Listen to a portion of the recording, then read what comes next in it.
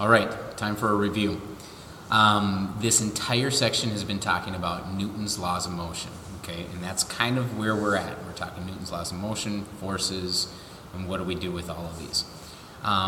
Big thing that I would suggest doing is go back to the very first video on the laws of motion and rewatch that. Okay, that would be step number 1 in my review cycle.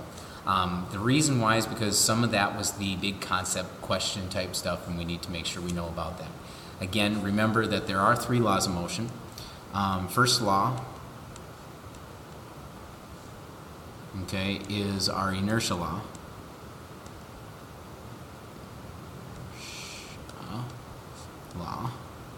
Okay, which says that if we're at rest, then we stay at rest. If we're in motion, we're going to stay in motion. The only way we can deviate from that is if we have an unbalanced force. Okay, and that's kind of a key thing again. It's got to be an unbalanced force. So now really it gives us 2 situations. Okay, we have at rest or we have motion. And when they say motion in this law, they're really meaning constant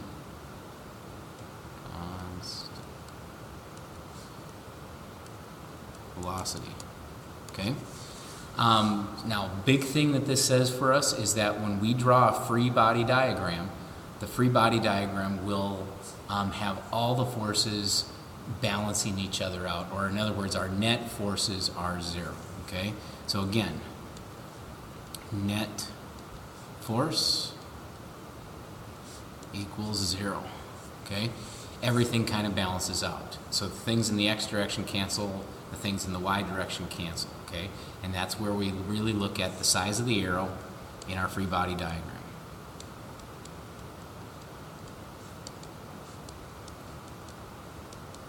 Okay, so our free body diagram will have the arrows where they're going to be equal to each other. Second law of motion, this is our Fermat. So now all of a sudden we actually have a force that's applied, okay? And if we apply a force, it is going to directly relate to that acceleration, okay? So in other words, the acceleration is going to go up because the force is going up, okay? So now this is where we now have net forces. Okay? This is where we did our net forces. We did the lab with this activity. If you remember our lab, we actually had a cable attached to a block and it was falling, and so we looked at this, and this is the lab activity that we did with Newton's laws of motion. Let's see, we have our Atwood's problem, so in other words our big pulley systems, all of those types of things. We're actually looking again at our free body diagrams, and one arrow is bigger than the other. Different sized arrow. So in other words, like this, where we look and we say our force of our weight, or force due to gravity, is maybe bigger than our force of tension. So in other words, we have a net force equal to our weight minus our tension. Okay, so again, it's about the free body diagrams. Okay, that's our problem step number 1, is to draw those free body diagrams and draw them correctly. Big thing that we have to remember then is that we have all of these other forces that we have to be aware of. Our third law was our action-reaction law. So in other words, if I have a block and it's sitting on a table, okay, the block applies a force down on the table applies a force back on the block, okay? So again, these 2 forces are equal and opposite of each other, but you have to look in terms of it's the block acting on the table and it's the table acting on the block, okay? It's 2 objects and the 2 different forces that they're pushing on each other, okay? Very different than when we start talking about those other forces, like our contact force, our normal force, okay? This is not normal forces. Now, when we start to draw, say, a free body diagram of a block, okay, and we look at it, we have the weight that acts down, and we have a force normal that acts on it. But this is different because now this is two forces on the same object, okay? In Newton's third law, it has to be two objects with two forces. So that's kind of a key difference between how we look at those things. Let's see. When we started to talk about all the different kinds of forces, you may want to go back and watch that video. There's the difference between, say, a contact force and a non-contact force, or our forces at a distance.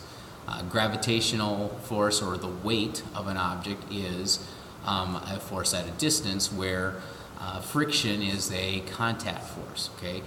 The force normal is a contact force, okay? So those are things that are contact versus at a distance. Key thing when we started to do problems, and the problems if they involve friction or if they involve no friction, we always start kind of first by making a general picture. So we get a general picture. From there we start to draw our free body diagram.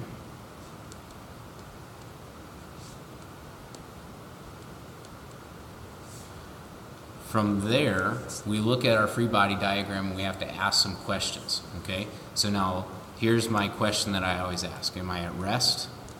Okay. Am I moving constant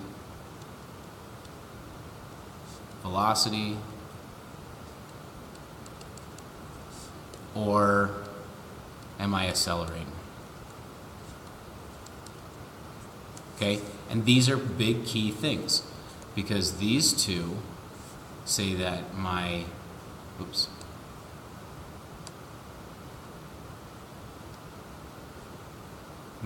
net force equals 0. In other words, everything balances out. And this one is the one in which my net force is not equal to 0. So in other words, I start to write things in terms of a net force. So those are kind of the things that I ask right away. If anything is at an angle,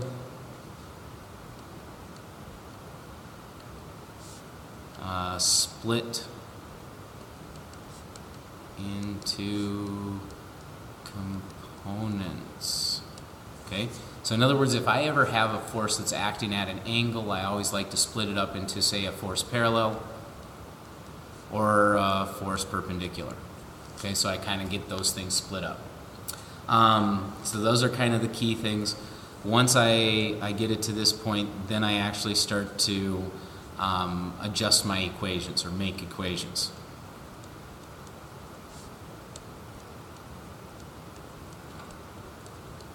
And remember that we can always use our F equals ma as a way to start to equate what that net force is equal to. So once we write the word net force, we usually write it as ma in our second step, because it's the mass times that acceleration. So we start to make our equations. Sometimes we'll have to have two equations because we have two unknowns, and so we have to do the algebra that goes along with that. One other thing that we should always remember when we're doing problem solving is always remember that we have our other kinematic relationships. Okay, so remember top three equations. Because it may be that they're giving you enough information, like a block is slid down a certain distance and it started at rest and it does it in a certain amount of time, which means that we can figure out the acceleration of that block for us. Big thing is again, take your time when you're doing problem solving. Okay, that's number one thing, is take your time, read carefully. Go back over your old homework or the old problem set now. Okay, problem set was due so that you can actually now open it up and go back to those problems that you didn't get. Okay, and I know that a lot of you are actually going through and getting to your 70%, and there's probably a few questions that you haven't done yet or haven't mastered yet, and so maybe go back and look those over. Those are the things that I would do when it comes to prepping for the test for tomorrow. So make sure you kind of read through everything, go back to some of the websites, do the simulator again, Okay, do anything that you can to kind of make sure that you understand how these forces work with each other. Okay, good luck and get a good night's rest as well.